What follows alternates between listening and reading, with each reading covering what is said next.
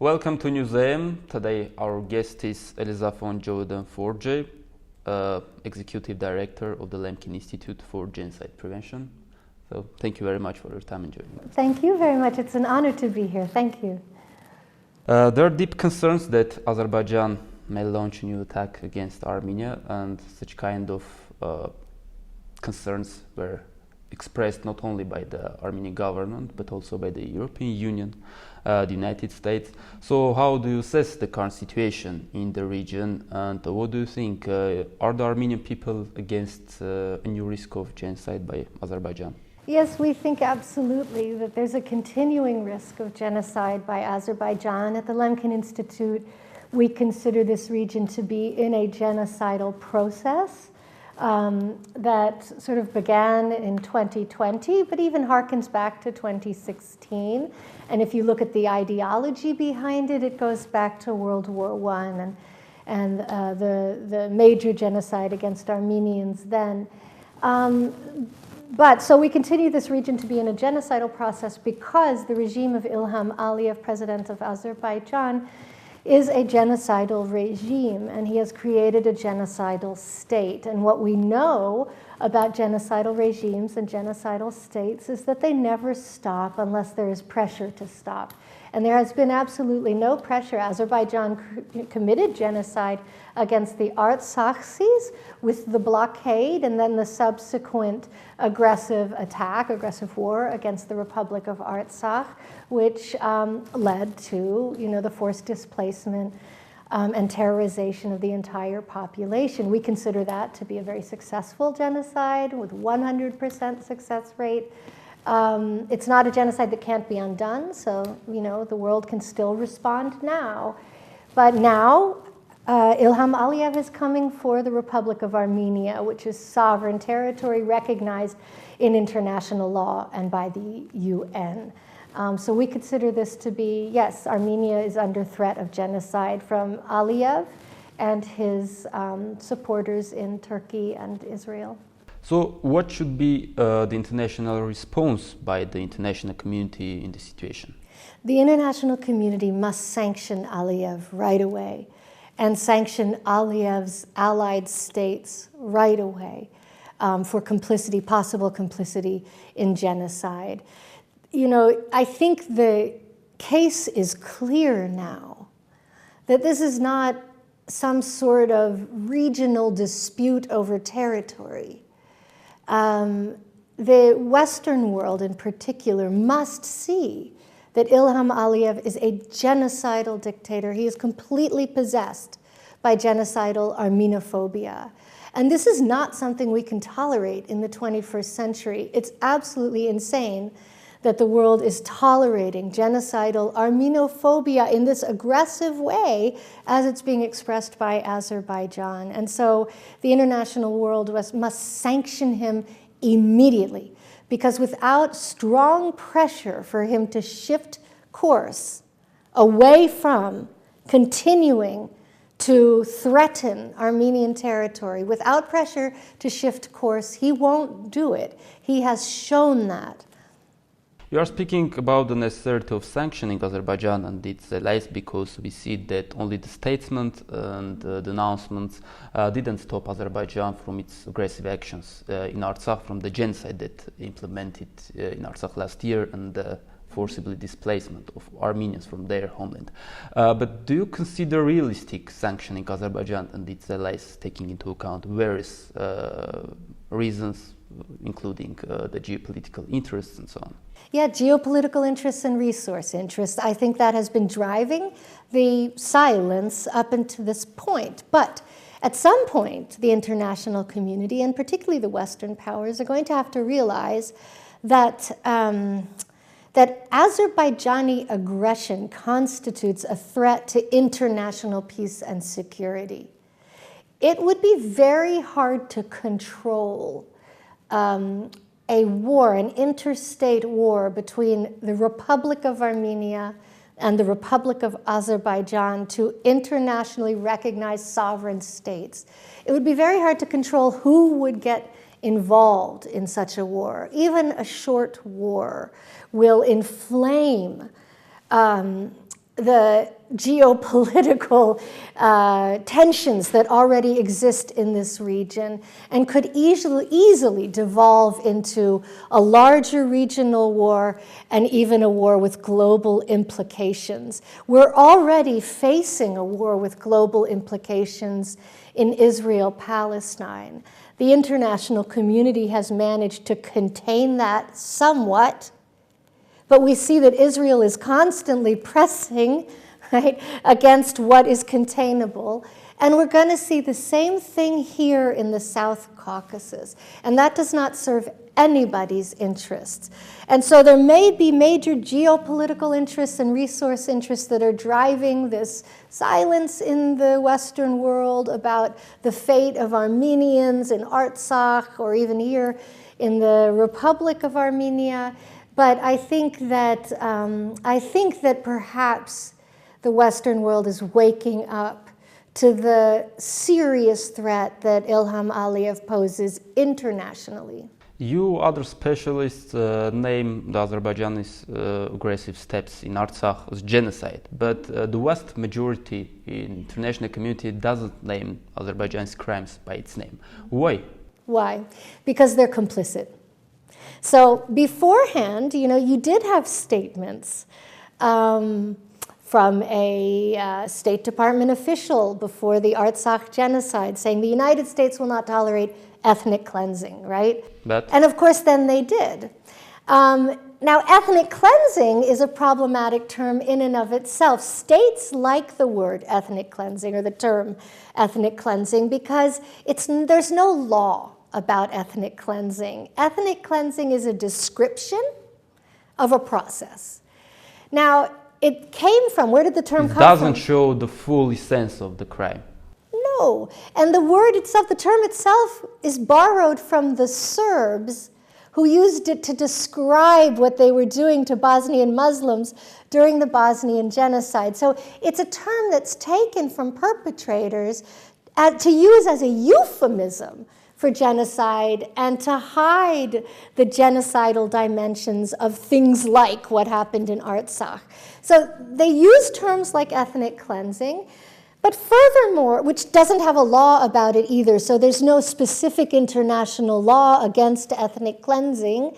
It would have to be tried as a war crime, a crime against humanity, right? But what it loses sight of, as you mentioned, is the genocidal intent behind it, right? The intent to completely destroy a group in whole or in part, and that we see that in the way that Azerbaijan has behaved, especially since 2020. But the Western world is deeply complicit in what has happened, and they don't want to recognize that complicity. Complicity is illegal under the Genocide Convention. What I would suggest the Western world do, however, is show the strength to recognize mistakes that they have made in understanding exactly what Azerbaijan is doing and to shift course, to call what happened genocide, to call out the genocidal rhetoric in Azerbaijan, and to use that as the basis for sanctions.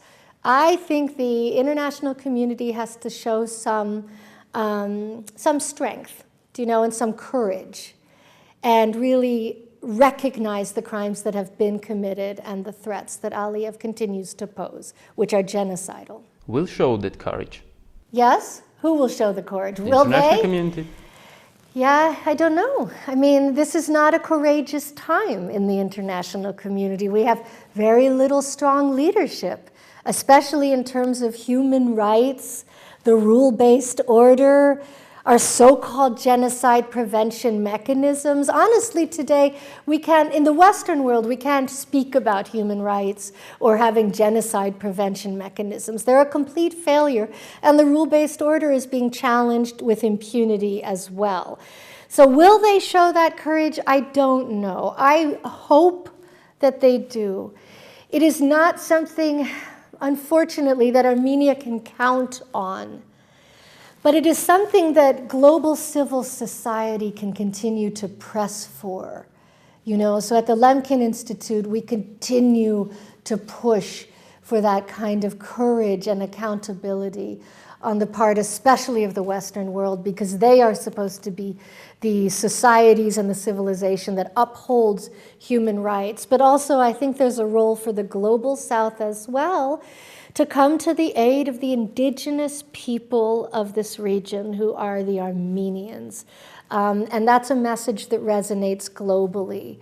So it doesn't matter who is responding to protect Armenian sovereignty, but simply that someone does respond. And so what we need is courageous statements from all over the world. Maybe it won't come from the global West, but we need courageous statements on behalf of the rights of Armenians to have self-determination and sovereignty. Azerbaijan is detaining 8 high-ranking officials of Artsakh after the genocide and the exodus of the Armenians from Artsakh, and the Lemkin Institute has strongly condemned the continued and unlawful imprisonment of Armenian officials as well as civilians, other prisoners. So what do you think, what should be done for the repatriation of Armenian detainees? Well, the pressure. The international community has to put pressure on Azerbaijan. This is completely illegal. They're holding these people completely illegally. And if they believe it's legal, okay, so let's try that in an international court of law. But as far as the Lemkin Institute and other human rights organizations are concerned, these are people who are being illegally detained for expressing their human right to self-determination, which has been a consistent expression of the Artsaksis for hundreds and hundreds, if not thousands, of years, right? So it's not a new idea, Artsakh. It goes back it's long-term planned operation. Absolutely. And so, you know, the pressure, sanctions, you know, some backroom hardcore diplomacy needs to be done so that Azerbaijan is pressured to release these hostages. That's what needs to happen. And I mean, there's so much, I think, that hasn't been tried. Sanctions, you know, economic sanctions, political sanctions, threats of international legal intervention, isolation at the United Nations. Trade cooperation, for example. Exactly. There's a lot that hasn't been tried, and I think what we need to see is the world coming together to try these things. This pushes Azerbaijan forward. Yes. So Azerbaijan operates currently in a space of impunity. And we've seen with all other genocidal states that when they test the international community. When the international community does nothing, they go further and they go further. The genocidal process radicalizes. You know, I'm sure there are many people in the West now, in particular, who are saying, oh, well, you know, the threat to Armenia isn't so bad. Maybe there'll be a short war again, but it's not so bad. You know, and this is what they said before Rwanda, Bosnia, even before the Holocaust. There's always this sense right before genocide that it's impossible, that it'll never happen.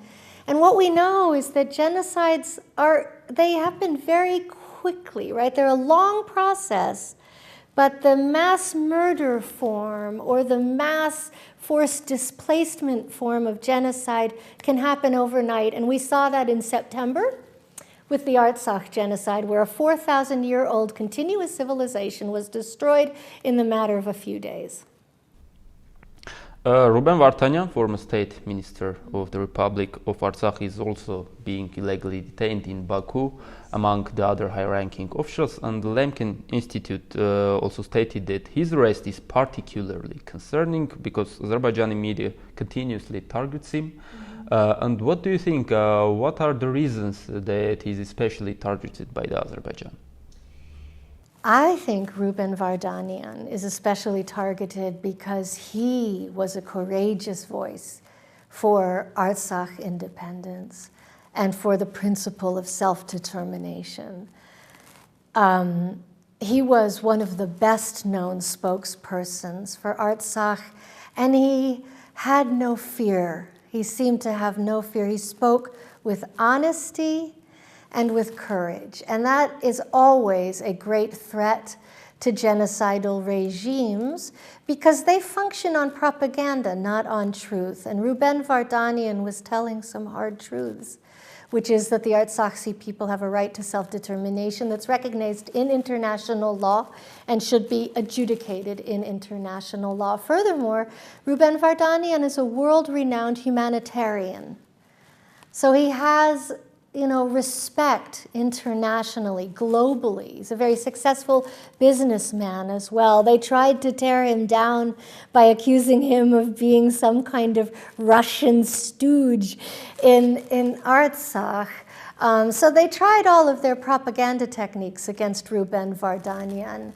But I sometimes thought about Ruben Vardanyan as if he were Mount Ararat placed within Artsakh because of his great strength and the incredibly valiant way in which he expressed the rights of the Artsakhi people. So I think that's why they're focusing on him. He's a symbol of Artsakh.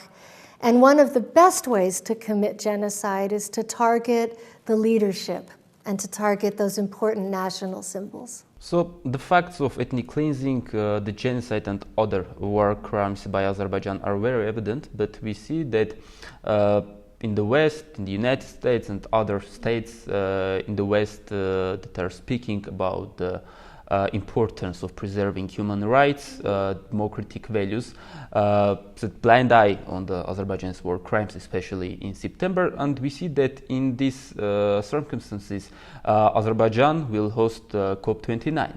And a very small part of the international community raises that issue that in spite of the Azerbaijani's aggressive steps, Azerbaijan will host some kind of this high-ranking international summit. So what should be done for raising these issues and the improvement of the international attitude towards Azerbaijan in this way? Mm-hmm.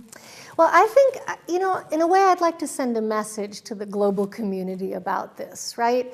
It's a strong step to isolate a state for committing human rights abuses, because most states have something that they, fear being isolated for. Most states commit some human rights abuses, have mass atrocities in their history, or at least a lot of them do.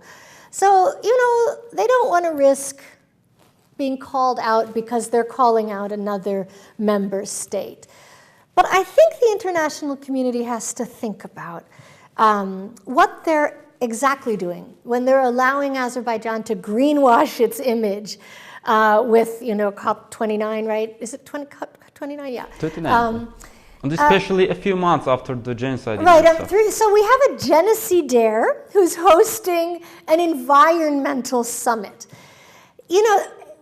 When one accepts that level of cynicism in the international community, even if we agree with the realist school of international relations that there are really no rules and force determines everything, there are different degrees of cynicism that one can operate in. If the international community accepts that level of cynicism, we can declare genocide prevention over, and we can recognize the 21st century as the era of legitimate genocide that was inaugurated by the United Nations and the Western world, which has portrayed itself as an opponent of genocide. And I think that's a very sad story for humanity to write of the 21st century. And also, I ask all of the countries of the world who do not see their interests reflected in what's going on now